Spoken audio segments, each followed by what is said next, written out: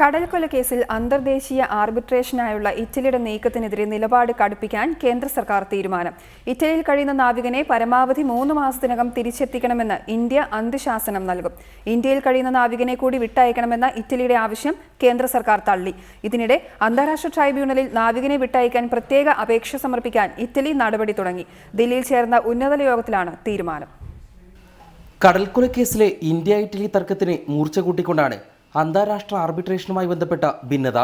ജർമ്മനിയിലെ സമുദ്ര നിയമ ട്രൈബ്യൂണലിനെ സമീപിക്കുന്നതിന് മുന്നോടിയായി ഇന്ത്യക്ക് നൽകിയ നോട്ടീസിൽ പ്രതികളായ 2 നാവികരെയും നാട്ടിൽ പോകാൻ അനുവദിക്കണമെന്ന് ഇറ്റലി ആവശ്യപ്പെട്ടിട്ടുണ്ട്.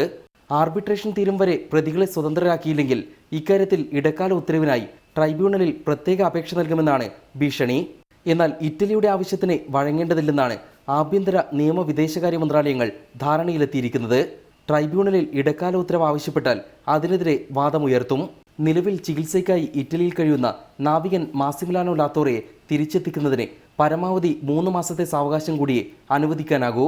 നാവികനെ തിരിച്ചെത്തിക്കുന്നതിനുള്ള സമയപരിധി ജൂലൈ 15-ന് അവസാനിക്കാനിരിക്കുകയാണ്.